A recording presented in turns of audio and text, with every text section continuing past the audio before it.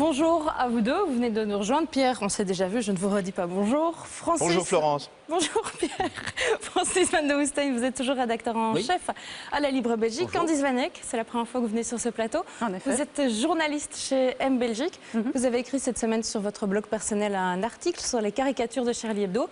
On l'a lu, dans l'heure où on vous a appelé, vous avez accepté notre invitation, merci. Eh bien, merci à vous de m'accueillir. Mais avant de passer à Charlie Hebdo, on s'arrête un moment sur le baromètre politique RTBF La Libre. On va dire La Libre RTBF, parce que c'est vous qui allez nous présenter quelques résultats. Francis, les partis flamands au gouvernement fédéral se prennent une petite claque. Oui, en effet, ça confirme les tendances qu'on avait observées ces derniers temps, parce que ce qui est intéressant dans les sondages, c'est ce qu'on appelle des tendances lourdes, et on voit ici effectivement que c'est surtout la NVA qui paye le prix fort de sa participation au gouvernement, mais les deux autres partis flamands, CDNV et Open VLD, payent également, reculent également. Bon, la NVA, on se rend bien compte que participer à un gouvernement fédéral, adopter des positions fédérales, accompagner le roi dans certaines manifestations, donc participer à un gouvernement d'une Belgique dont ils veulent la fin, c'est évidemment un peu compliqué, et c'est la raison pour laquelle la NVA souffre. Bart de Wever souffre aussi, contrairement à son ministre de l'Intérieur, mais là on a vu dans le précédent débat que c'était surtout de la notoriété avant de la popularité. Et donc ce qu'il faut craindre peut-être, c'est qu'à un moment donné, la NVA, ça se voit d'ailleurs déjà dans certains débats, dans certains dossiers, que la NVA ne raidisse un peu son comportement et son discours pour essayer de récupérer les électeurs qu'il perd, parce qu'on se rend compte dans une analyse plus fine que les électeurs que la NVA perd retournent en fait au Vlaams Belang, et donc c'est un peu ce fond de sauce un peu facho, si vous voulez, que la NVA avait acquis lors des dernières élections, qui, voyant que la NVA n'est pas finalement ce parti pur et dur, enfin en tout cas dans son action, eh bien retourne vers un vrai parti facho, raciste. Et regardez ce qui se passe en France, quand tout le monde est tétanisé par les scores du Front National, donc même un gouvernement de gauche prend des politiques, enfin a des discours souvent à droite, donc le Vlaams Belang n'a pas besoin d'être au pouvoir pour faire sa politique par la NVA. Côté francophone en Belgique, c'est le PTB qui devient le 4e parti wallon devant Ecolo. Alors on dit quoi? On dit aïe, on dit c'était prévisible. Parce que Ecolo progresse un peu, mais pas au point du PTB. Oui, mais on sait que Ecolo est un parti plutôt en reconstruction après les différents échecs électoraux qu'ils ont eus ces derniers temps. Ils ont changé de direction et on voit bien que c'est un parti qui, je ne sais pas qui dire, qui se fait oublier, mais qui est beaucoup dans la réflexion plutôt que dans l'action pour l'instant.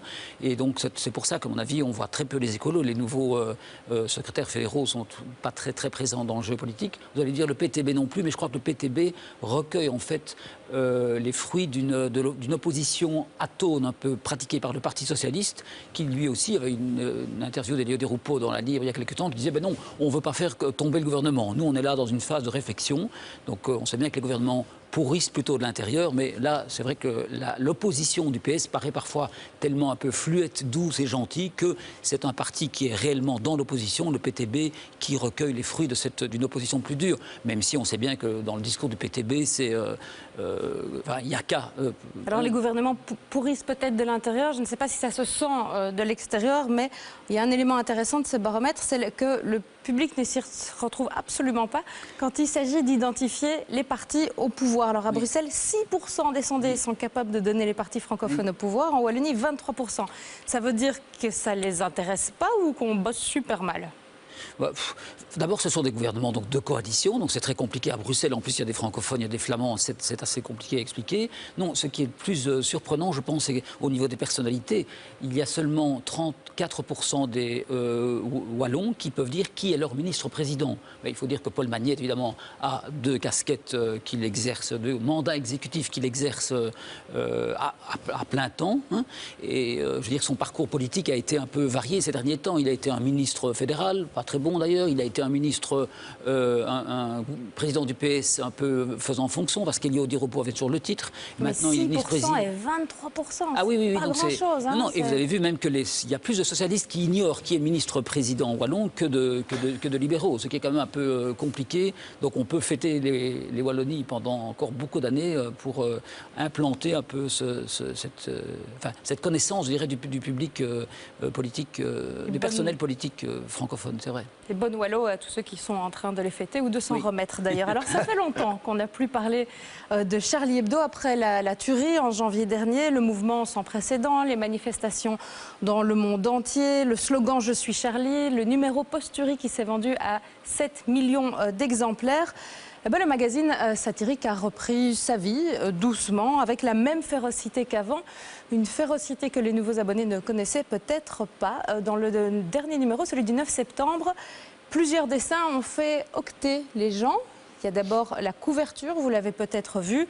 Bienvenue aux migrants, vous êtes ici chez vous. On voit un homme poser ses pieds sur un migrant qui lui sert de table basse.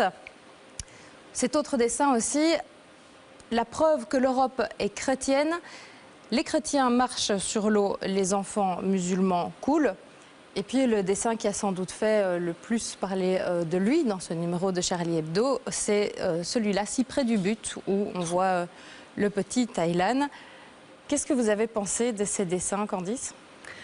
Ces dessins, le problème, c'est qu'ils ne sont pas clairs. Disons, donne l'impression, en tout cas surtout le dernier, de choquer un peu gratuitement. Alors par la suite, il y a eu des réactions, notamment du dessinateur Hank qui a publié le dessin de presse pour les nuls, avec différentes flèches, indications pour expliquer comment il fallait interpréter le dessin. Alors déjà, c'est un peu méprisant pour les personnes qui ont mal perçu ce dessin, qui l'ont pris comme un choc.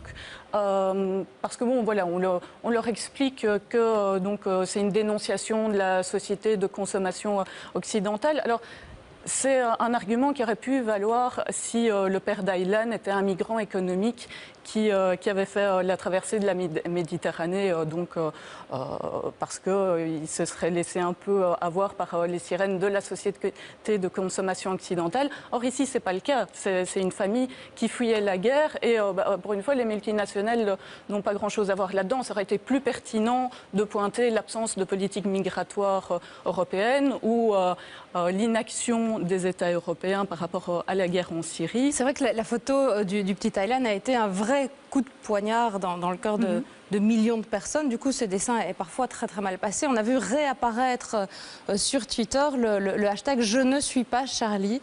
Beaucoup de gens n'ont pas compris, n'ont pas accepté.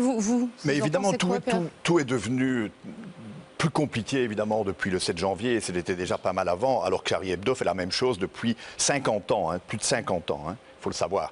Alors, que dit ce dessin? D'abord, il dit quelque chose qui est vrai. Ce petit garçon n'arrivera jamais jusqu'en Europe où il y a des McDonald's, fouillant un endroit où il n'y en a plus, où il n'y en a jamais eu parce que c'est la guerre. Bon, on peut le prendre juste comme ça. Ou on peut y voir de l'humour noir. Que dit ce dessin? Il dit pas de bras, pas de chocolat. Ce qui a fait rire à peu près tout le monde. Sauf qu'il le fait avec un enfant. Et là, on touche au sacré. Chaque fois qu'on touche au sacré, vous voyez tous les problèmes que ça peut poser après. Il y a des gens qui ne supportent pas, qui ne savent plus voir, décoder une image parce qu'elle touche à quelque chose de sacré. Et le problème avec Charlie Hebdo, c'est que Charlie Hebdo, je le dis depuis le début qu'on en parle, a beaucoup trop de lecteurs. Et qui est-ce qui a donné autant de lecteurs à Charlie Hebdo? C'est ces deux connards de Kouachi. Charlie Hebdo, ça devait garder 12 000 personnes qui comprennent ces trucs-là, qui les aiment bien, que ça fait rire ou pas rire ou réfléchir. Parce qu'on a attribué à Charlie Hebdo un autre dessin qui a choqué ces jours-ci. C'est le même petit garçon Aylan avec un cartable sur le dos. Donc mort sur la plage avec un cartable sur le dos. C'est pas de Charlie Hebdo, mais passons. Moi, ça m'a ému ce dessin. C'est effectivement la rentrée des classes et ce petit garçon-là ne rentrera pas à l'école. Et il y en a qui voient dans ce dessin quelque chose de choquant, qui croient que le dessinateur se moque de cet enfant. Mais certainement pas. Alors où je suis d'accord avec Candice, c'est qu'il ne faut pas, je le dis aux fervents défenseurs de Charlie Hebdo, arrêtez de traiter de cons les gens qui ne comprennent pas votre humour. C'est pas des cons pour autant. Je n'ai pas supporté cette espèce d'explication, même si j'en donne moi-même dans des conférences et encore ici. Simplement, je voudrais dire, vous n'allez pas vous inscrire, Francis, dans un club échangiste où vous n'allez pas vous mettre à bouffer des insectes si vous trouvez ça dégoûtant. Alors ne lisez pas Charlie Hebdo, ne regardez pas ces images si vous ne les aimez pas. Je n'ai pas dit si vous ne les comprenez pas, ça va souvent de pair. Mais si vous ne les aimez pas, laissez tomber. Ce qui a étonné les gens les gens qui soutiennent avec ferveur Charlie Hebdo, ils se sont dit, mais alors quoi, on peut se moquer d'une religion, mais dès qu'on touche à un enfant, alors ça ne va pas. Pourtant, j'espère qu'on a l'extrait, mais il y a quelque chose en Belgique qui est devenu culte, vous devriez vous en souvenir. Oui. Et tu l'immerges. Et tu attends le résultat. Dès que l'olive est remontée, si tu es le premier, tu as perdu. Tu payes la tournée. C'est pas compliqué. Nom de Dieu, je fous chaque fois m'enlever son olivier. Viens servir à moi. Le Mais fameux on peut ne pas aimer. Quand j'ai vu la première de ce film, la moitié de la salle est sortie, j'ai mais failli. voilà, le fameux petit Grégory dans C'est arrivé près de chez vous. Alors voilà, moi j'ai peut-être pas l'âge de me souvenir que ça avait fait hurler. J'avais 11 ans, ça m'a fait hurler de rire. Est-ce qu'à l'époque, ça a vraiment choqué? Ah oui, oui, bien sûr. J'étais à la première dans une salle où la moitié de la salle s'est levée et est sortie, je vous jure. Et moi, j'étais très, très mal à l'aise. Candice, vous écrivez sur votre blog que la Charlie s'est attaquée à quelque chose d'universellement sacré. Vous l'avez dit aussi, l'enfance. Mais le fait qu'il s'attaque à ce sacré universel, ça ne veut pas dire qu'il s'attaque à tout le monde. Mais non, et ça on l'a bien vu il y a quelques années avec l'affaire Ciné, par exemple, donc le dessinateur Ciné qui travaillait à Charlie Hebdo, qui là avait fait une allusion un peu douteuse par rapport à l'origine juive de l'épouse du fils Sarkozy. Et du jour au lendemain, Ciné avait été viré de Charlie Hebdo parce que voilà, ça c'est tout ce qui touche donc à la Shoah, à la communauté juive, c'est un peu le nouveau sacré, en tout cas très fort en France, donc de la classe politique et médiatique, sans doute parce que voilà, on a une responsabilité écrasante dans l'extermination de 6 millions de juifs, dans le fait aussi qu'on n'arrive pas à endiguer l'antisémitisme qui continue à faire des morts. Et donc voilà, ça c'est une nouvelle forme de sacré, mais du coup on bride la liberté d'expression sur ce sujet-là, et ce faisant, on fait finalement des juifs un groupe à part, plus protégé de la société. En tout cas, c'est l'impression que ça donne, et c'est absolument désastreux parce que ça participe aussi à l'antisémitisme, vu que ça en fait un groupe distinct du reste de la société. C'est dommage qu'on n'a pas le temps de développer, parce que je ne suis pas du tout d'accord avec cette manière de comparer les deux. Nous avons Dieudonné ici à table, parce que ça, c'est exactement l'argumentation de Dieudonné. Le problème, d'un côté, il y a le sacré, de l'autre, il y a l'antisémitisme pur.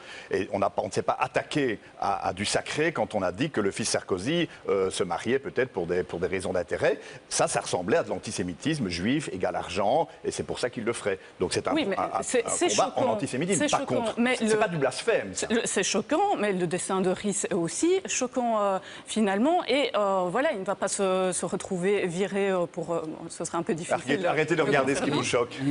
Donc voilà, le problème, c'est le 2 poids 2 mesures. Et ça, une partie de la population ne le comprend pas. Vous, Francis, vous aviez l'air de comprendre. Je vous ai hoché la tête. Oui. Enfin, je ne suis pas Dieudonné, évidemment. Non, mais exposé je suis bien passé pour savoir ce que c'est d'avoir des ennuis avec les communautés juives. Elles le savent, elles m'écoutent. C'est pas un dessin qui passe facilement. Vous faites un procès d'attention à Candice qui ne défend évidemment pas les mêmes thèses que Dieudonné. Je peux comprendre que quand on essaie on donne le sentiment de préserver une communauté, finalement, celle-ci apparaît comme étant inattaquable. Mais on ne va pas faire l'ensemble. Les dessins de Charlie Hebdo sur les rabbins, il y en a des centaines. C'est le sentiment. Oui, mais que ça je ne donne. suis pas un lecteur de Charlie, effectivement, et je pense aussi que les gens qui se sont dit à l'époque « je suis Charlie », ça ne voulait pas dire qu'ils aimaient l'humour de Charlie. Ça veut dire qu'ils s'opposaient à quelqu'un à des gens qui avaient détruit, qui en étaient pris à la liberté d'expression. C'est un slogan qui est un peu protéiforme. Mais ça peut vouloir dire beaucoup de choses. Ça ne voulait rien dire, je suis Charlie, je veux dire honnêtement. Donc, ça voulait dire n'attaquez pas la libre Belgique, même si je ne la lis pas. Mais oui. La liberté de la... Ça voulait dire ça aussi. La libre Belgique, la liberté de la presse, tout simplement, donc, dont nous ne sommes que de petits représentants. C'est vrai que c'est le problème, c'est que d'un côté, ça peut vouloir dire je suis pour une défense absolue de la liberté d'expression et je suis contre toute restriction à la liberté d'expression. Et moi, je me retrouve tout à fait là-dedans. Pour d'autres, c'est aussi, j'adopte complètement la ligne éditoriale de Charlie Hebdo. Et là, c'est là qui était l'erreur, effectivement. C'est un peu plus problématique. On voit que vous n'êtes pas d'accord sur certains points. Est-ce qu'on peut rire de Nadine Morano? Nadine Morano, c'est bon, ça? On ne peut pas faire autrement. On ne peut pas faire autrement, voilà. C'est différent. La plus sarkozyste des sarkozystes, dont le compte Twitter ressemble parfois à une parodie. On va dire qu'elle est assez impulsive et un peu gaffeuse. Bref, là, Nadine Morano n'avait vraiment pas apprécié ceci. Morano. Le peuple, je connais, j'en viens. Ben retourne-y, connasse.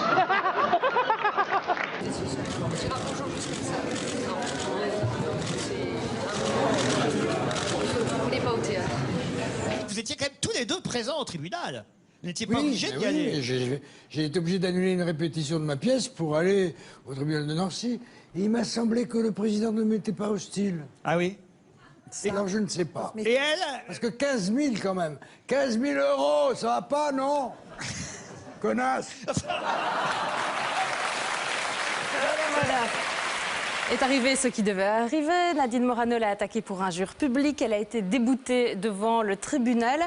bonne, mauvaise nouvelle, on peut traiter les gens de cons, de connasses, et puis finalement... Oh ben, je vais dire que Bedos, il devient parfois un vieux con aussi, lui, à donner des leçons comme ça à tout le monde. Donc voilà, j'ai employé le mot. Sinon, pour moi, on peut l'employer, oui. C'est quand même ça, on se parle comme ça, quand même un peu dans la rue. Pourquoi on ne peut pas le faire à la télé bon. Ok, j'ai donc votre blanc-seing. Merci à vous trois d'avoir été présents. Pierre, vous ne partez pas, vous rejoignez la régie, pas tout de suite, hein, pour illustrer le débat qui arrive dans un instant. Faut-il